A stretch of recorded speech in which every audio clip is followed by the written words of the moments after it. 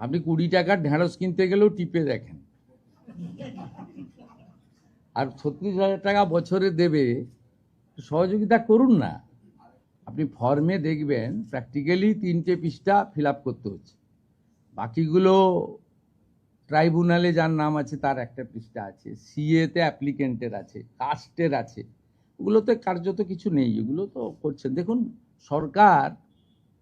সরকারের মানে জনগণের 36,000 টাকা বছরে দেবে,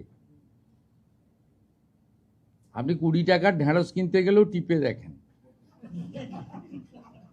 আর 36,000 টাকা বছরে দেবে, সহযোগিতা করুন না।